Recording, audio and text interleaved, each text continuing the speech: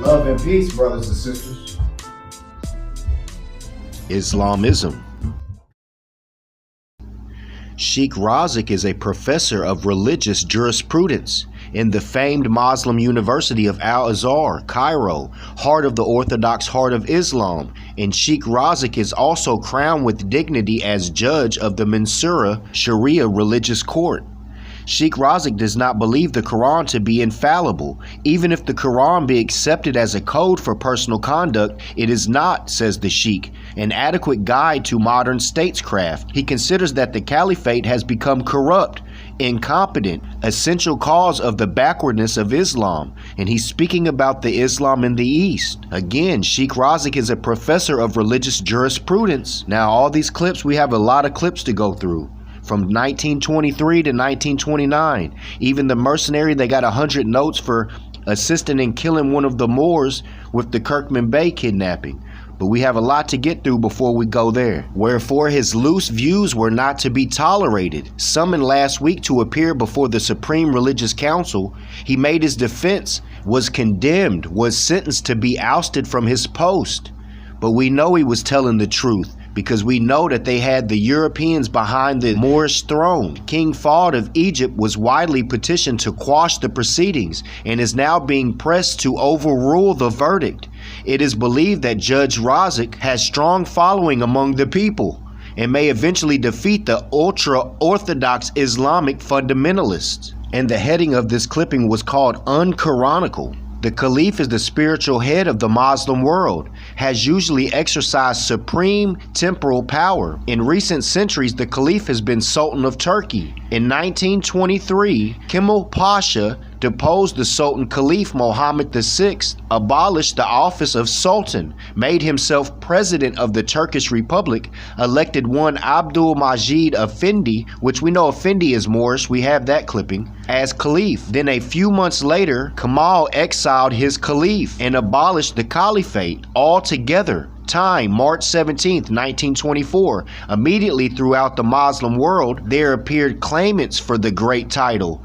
The chief one being King Hussein of the Hejan, but at the moment the caliphate cannot be said to exist. We know who was the true claimant for the great title, and that's Noble Drew Ali, Sidi Muley Hamada, surrounded by high dignitaries of the protectorate.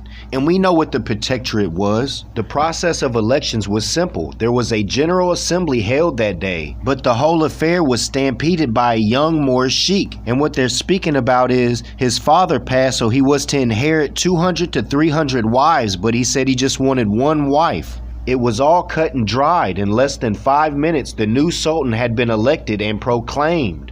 And see, they're saying that this man is a Moorish sultan, a child. Remember the small puny boy? Now observing these so-called dignitaries of the protectorate, the ones in the middle they're saying are Moorish, but the brother on the far left, his blood's more full Moorish blood than the ones in the center. The brother next to him looks like a Moor, then the brother farthest to the right, the second to the last. They're more Moors than the ones in the center. Like we went over previously in demonstrations, they would put someone on the throne and they would have a child with a European nation, like blonde favorite of Moorish Sheik. And I'm gonna say this right now, anybody in the world who wants to run around and feel like they have to have 300 wives are doing that to gratify their lower self. But as far as adopting women and children that need assistance into the family, that's another thing. That might have been because they would rather hide that Ali was the father of all orphans, who even adopted Muhammad, all children, all women who needed assistance. And they rather sit there and have their prophet look like they married a child before they tell you that no, the one who adopted Muhammad and raised him with all the gnosis and all that was known as the father of all orphans and taught him every day to go to the doorsteps of the poor and give your food and give whatever you have and bring them into the family. All those that are adopted into our tribes take on the titles El Bey Day Al. But they knew they would put someone on the throne and offer them gold and women, just like in 300 the movie. They offered the little creature a few women and he traded on everything. Glaoui Pasha of Marrakesh in Morocco, has made his annual trip to Paris to buy silks and perfumes for his 300 wives. Most of his purchases, however, for his wife number 1, a Caucasian blonde who has been the favorite for 14 years. Eli confesses that his Caucasian wife was won not by ardent conquest, but by a turn of the cards. 2 years before the World War, he met a rich young Turk who was a gambler, and in a few days had won 100,000 Turkish pounds from the fat Mohammedan. Then he bet his entire winnings against the Turk's blonde wife and won. Look, European daughter or not, you don't play with mothers like this.